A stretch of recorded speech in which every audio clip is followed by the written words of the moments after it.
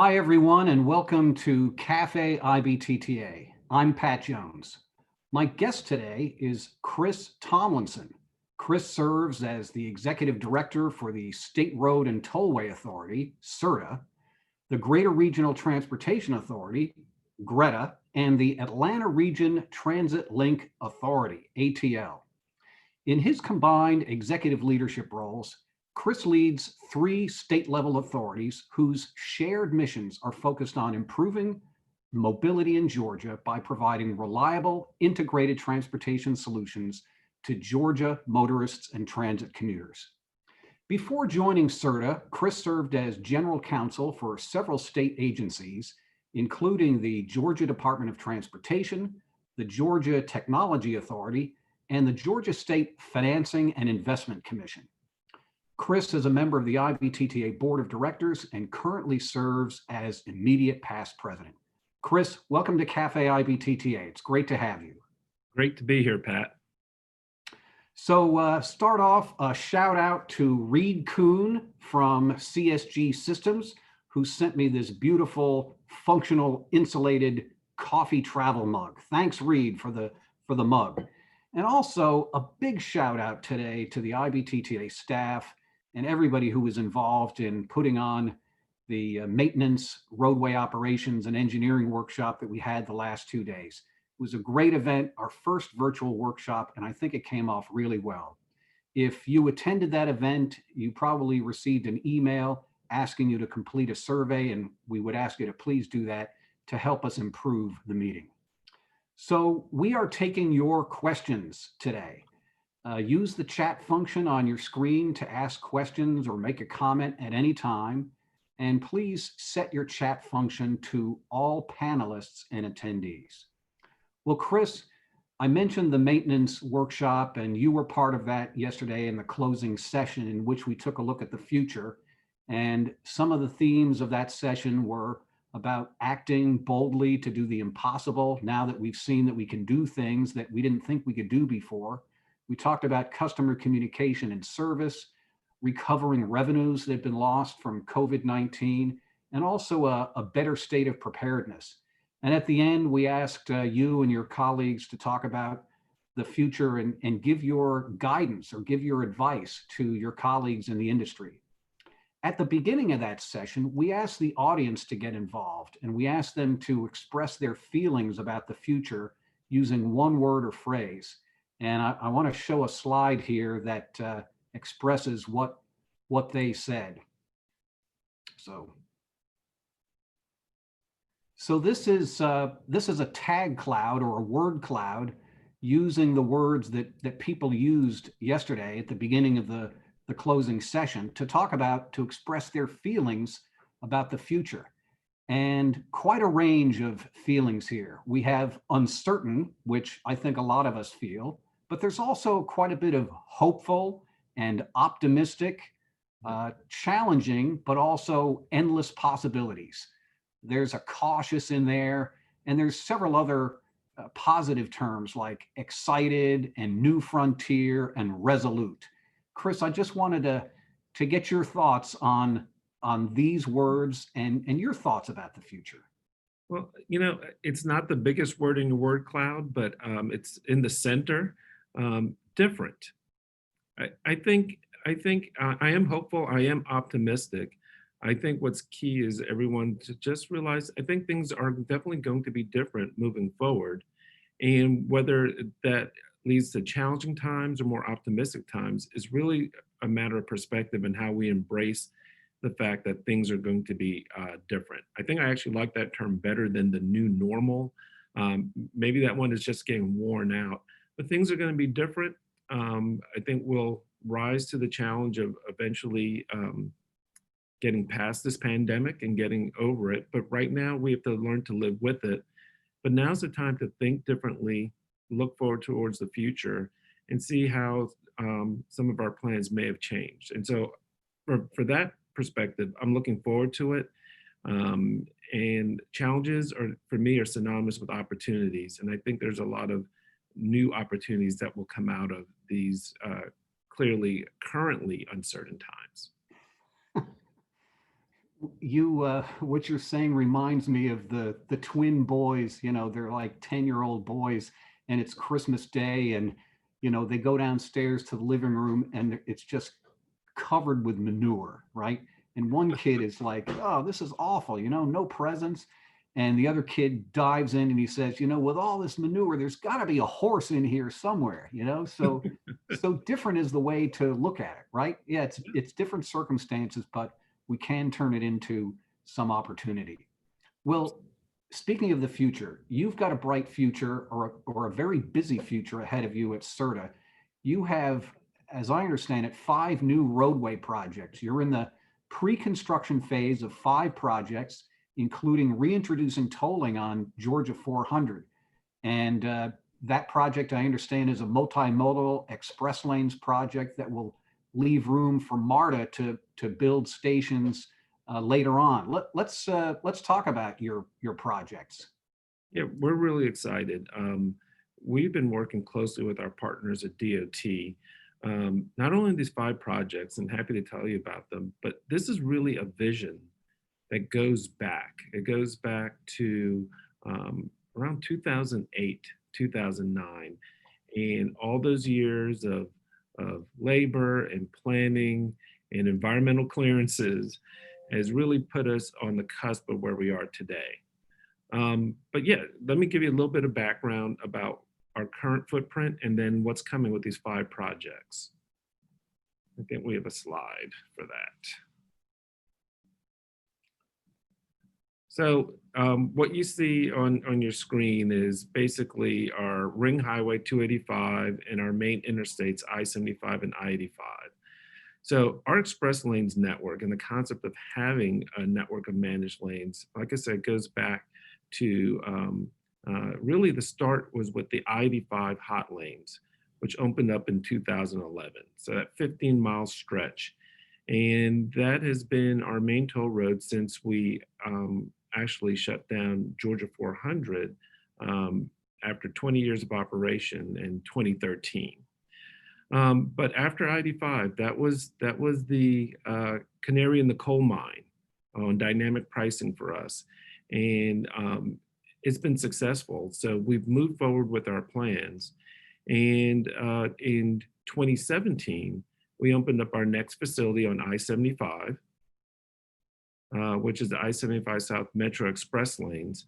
And that was our first reversible toll facility. That was quickly followed in 2018 by the Northwest Corridor, which is a 30-mile long reversible toll facility, which is tied with the facility in Virginia for the longest reversible toll facility in the US.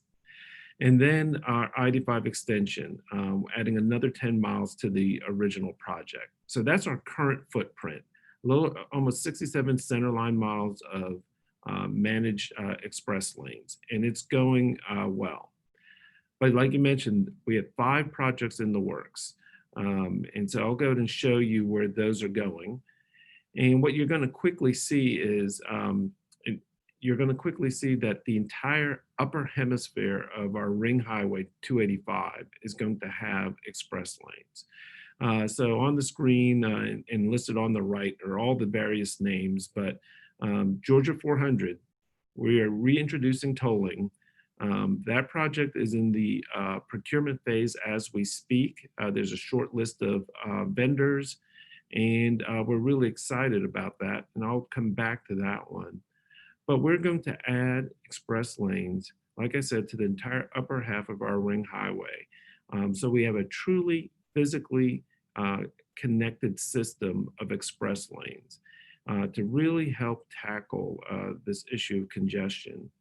And on Georgia 400, the one that is circled, we went back about 2 years ago, and the then governor at the time, Governor Deal, but our current governor, Governor Kemp, supports it as well, directed out $100 million to DOT to modify that design to make room for future BRT stations, inline stations right in the median of the highway at key locations.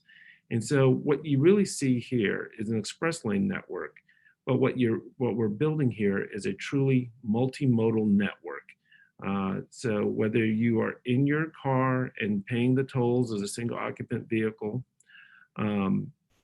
or if you are using transit, which gets to utilize all of our lanes for free, we want to be multimodal in our approach. So we're real excited about this, and a lot of work is happening behind the scenes, but what you see there is our future. And the pandemic hasn't changed it at all. It's just made us think about some of the tolling policies going forward. Multimodal seems to be a very prominent term in all the work that you do. Can you say a little bit more about the relationship among all the agencies, SRTA, Greta, ATL, but also MARTA, and how this is trying to operate as a region and your role in that? Yeah, I think I have one of the most exciting jobs in the region. I get to dabble in a lot of different things. So SRTA, that is our state's tolling agency. We're the toll operator, but we also serve as a transportation financing arm for DOT. So we can take on certain types of innovative financing and projects that aren't typical for the state.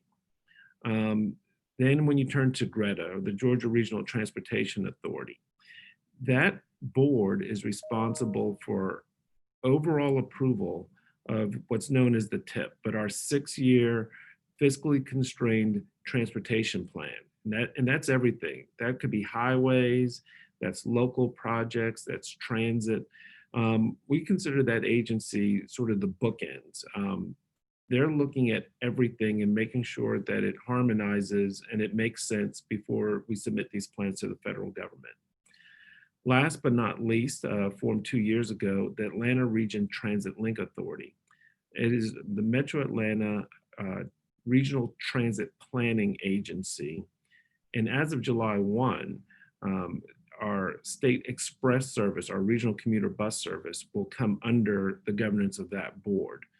And so what you really see happening here is a recognition on the part of the state, be it DOT, as well as our partners, that to combat urban congestion, not one of these single tools will probably address all the issues, but we have to be multimodal in our approach, but also mode agnostic.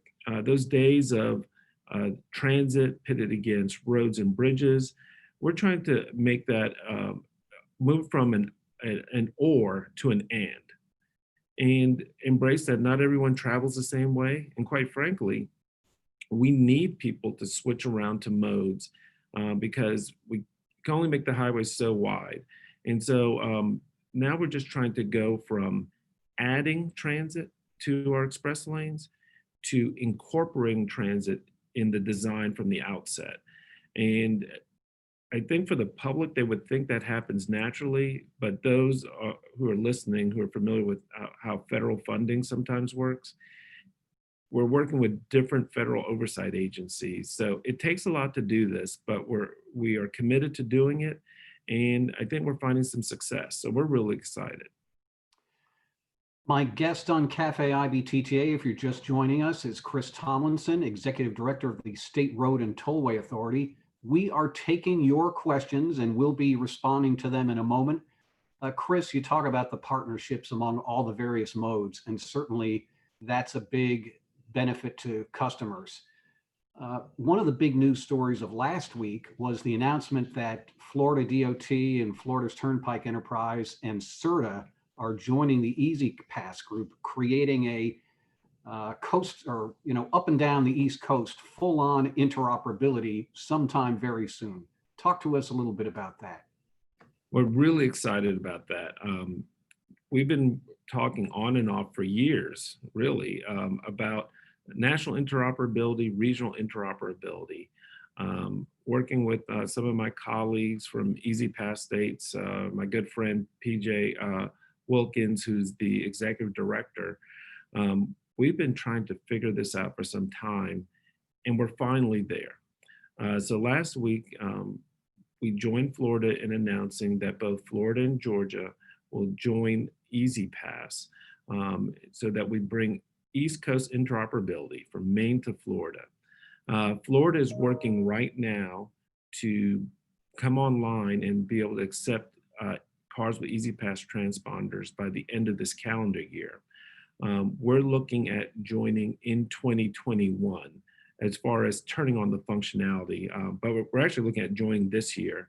But we're also in the midst of a new back office rollout. So we just had to set these up from a sequencing perspective. But we're really excited about it. What will happen is those who have EZPass transponders will be able to use all the roadways. And those who have Peach passes, we're going to end up offering a new transponder, premium transponder that will work up and down the East Coast. So we're really excited, and we may even do some innovative things with some of our partner states on delivery of transponders. So stay tuned, but we're trying to leverage both the gig economy, the infrastructure that folks like Amazon use, and see if we can just become even more efficient in the way that we distribute transponders to our customers. Chris, our viewers really liked your presentation, and one asks, what's the timeline for remaining express lane construction on I-285? And I assume they are design build. Great question. Actually, we're exploring a number of delivery methods. Georgia 400 is going to be a P3, a design build, finance, and maintain. Those are familiar notes. I left out the O for operating. We're going to continue to operate the toll facility, and DOT is working through who's going to do some of the day-to-day operations, but the contractor will probably be responsible for maintaining shoulder to shoulder. For the rest of the projects, we're exploring, again, P3 methodologies to try to make sure we have the best financing model available, and so we can help continue to accelerate the timelines.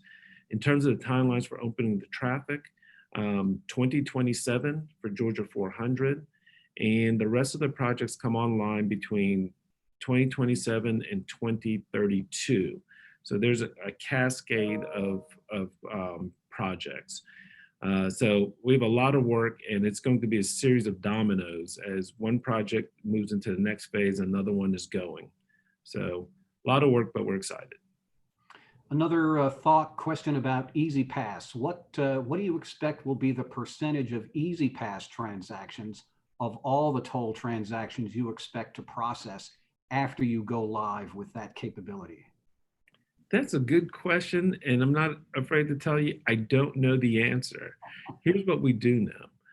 We have had EZPass customers and individuals who have EZPass accounts living amongst us in Georgia for years and years and years. And so we think what we're going to see is two things. We think we're going to see existing customers who have either one or both accounts now can choose and simplify their billing down to one. But we think we'll see some new customers. You know, a lot of people fly, but now with the pandemic, more people are driving. And so this is just going to represent another opportunity for people to be able to travel and move through the region more quickly. But it will be interesting to see the numbers, but we haven't projected anything yet. Chris, we have a photo here that I want to show you. Kristen, I'm giving you the advice to go to the photo right now. This is a photo I took of you and our current president, Samuel Johnson, when we were all at the ASICAP meeting together last year. You know, I don't think I've seen an expression on anybody's face that's more filled with joy than Samuel here. Tell me what's going on here. I believe we were talking about 2020. What could possibly go wrong? Now, this actually was a pretty funny moment. On my computer, I was explaining to Pat and to Sam about our dress code policy here at SRTA. And we've gone to a dress for your day policy. And what I thought would be a simple change to allow for some uh, business casual and allow it to be a little bit more casual if you're just internal. I spent about as much time on this policy as I've done on some of the prep for joining EZPass. So it just goes to show that some things that you think may be simple can be complex, but they're all worth it. And the moral or the conclusion to this story is it was well worth doing. You know, we spend so much time talking about our projects, spending time on the work environment and policies that affect your people are just important. I'm a big believer in the fact that our team, our work family, they're spending their best waking hours with us. And so it's really important that we put as much time and effort into it. And so you're seeing the joys of finishing it. And I told Sam to, he can have the policies and see what he wants to do at his agency. That's great. That's great. Yeah. Fun moment. Fun moment. Well, here's a question about environmental guidelines. Dave Christic asks about the reports that Secretary Chow and the presidential administration are going to streamline the NEPA process used in projects. And he's interested in knowing, you know, what do you think the effect is going to be and how will that affect your planning requirements in developing your new projects? Great question, and so good to hear from my good friend Dave Christic. It goes back to the earlier word cloud about being hopeful. One thing, especially in the multimodal environment that we work in, we run into delays based on the federal process. And so we're very supportive of the administration streamlining. We routinely run into problems where a project's been advanced through the NEPA process through federal highway, and actually even on 400. But we have to be careful and concerns were raised that as we incorporated the transit portions, would that cause a reset because it's two separate federal approvals. So I don't know what today's announcement exactly will have, but there's been a lot of talk about one federal decision. So if a project is cleared by one branch of USDOT, that would translate across. But also Georgia's been on the forefront of creating a one-stop shop. My good friend and colleague, Russell McMurray, who's the commissioner at DOT, literally cleared some office space and invited in members of the state Environmental Protection Division and as well as members of federal highway staff to be housed in the same building under the same roof. Instead of mailing off documents and waiting for an answer, walk it around and talk. Obviously, I think they're doing it virtually now, but that relationship was key. And I actually hope they highlight that because that simple act of putting people under one roof has helped expedite even under the current practices. Here's a comment and a question. There was initial hostile reaction of the public to the opening of the Interstate 85 Express Lanes project. What steps did SRTA take to overcome that? And is there now greater acceptance of these lanes? I'm going to start with the second part of that. There's definitely greater acceptance of these lanes. They are more popular than ever when you look at their usage and demand. And obviously that's pre-COVID. But even now, we've seen over 53% of the traffic and trips return, and it is increasing rapidly. So these lanes have been accepted. To answer the first part, what did we do? Two things. One, all of the projects that we've done since then have been new capacity projects. The pushback in Georgia was related to the conversion of the lane. And I'll be the first to admit, we underestimated the pushback on that. From our perspective, from an engineering perspective, It was already an HOV lane, special purpose lane. It was illegal for a single occupant vehicle to use it. So we went into it thinking, wow, albeit for a cost, we're opening it up to most of the taxpayers to help pay for it. But the reaction was very different at first. So it just goes to show that communication is important.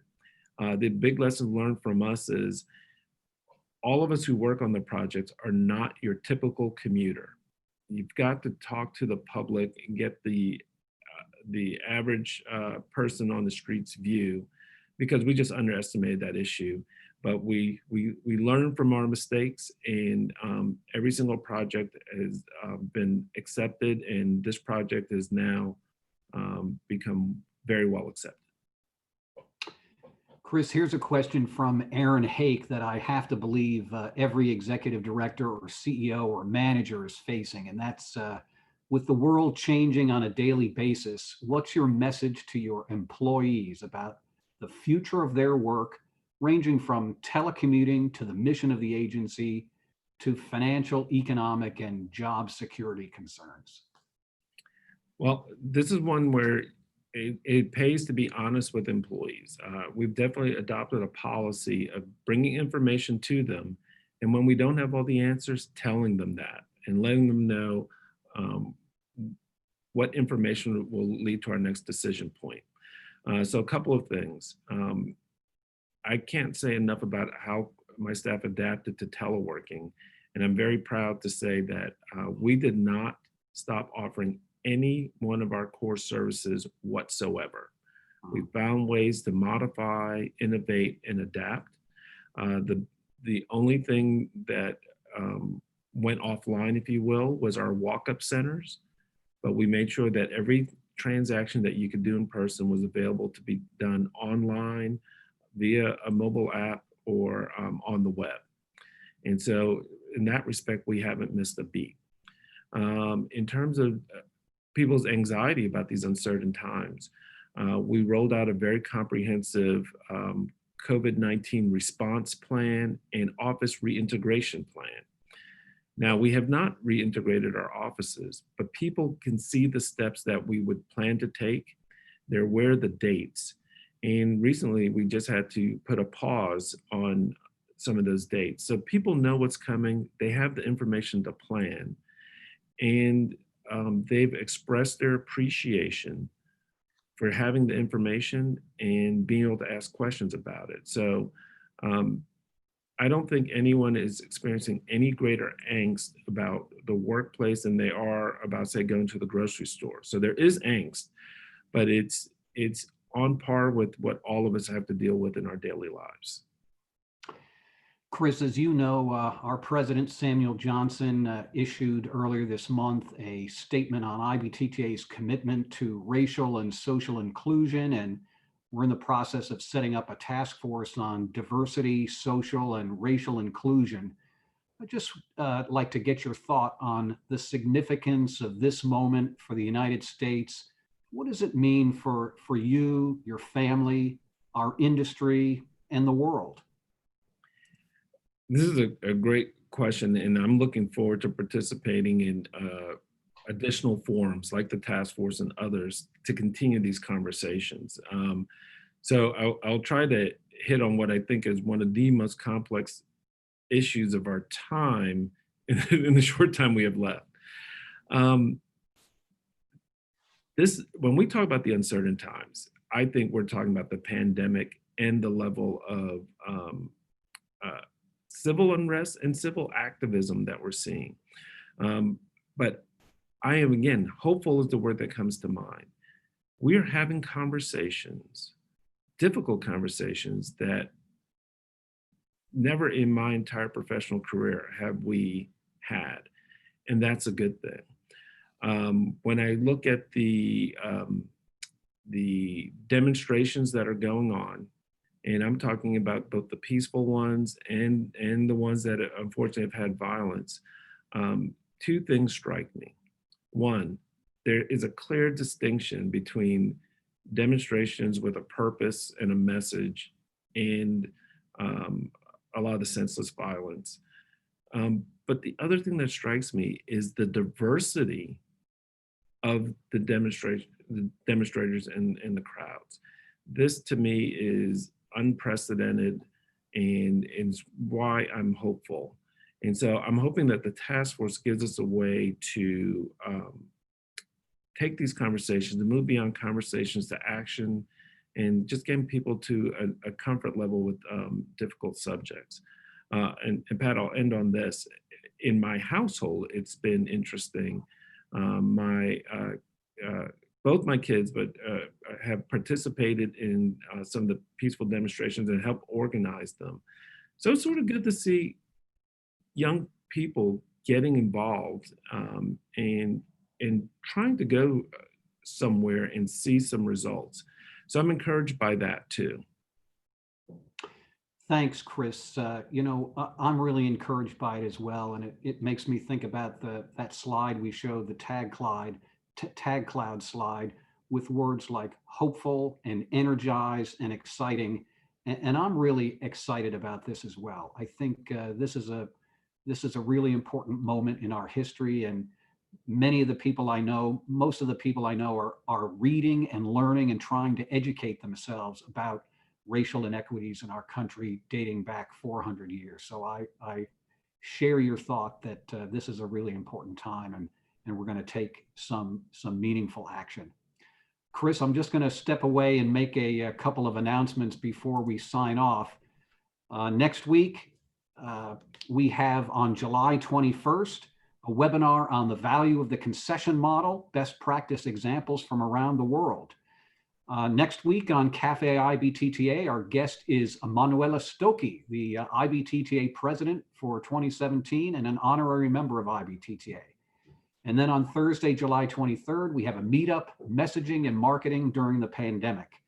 So that's our Café IBTTA today. Chris, thank you so much for being with us. It's great to have you. Pat, thank you so much. Thank you for all that you and IBTTA and the staff have done. And really, IBTTA has been a great sounding board for me personally on both issues such as the toll facilities, but even on all these social issues. It's just been great to connect, and I just applaud you and the staff for what you've done to make these virtual meetups possible. So thank you. Thanks, Chris. And thanks to all our viewers. It's great to see you and have you with us. Please stay in touch, be safe, and we'll see you down the road. Thanks, everybody. Take care. Bye.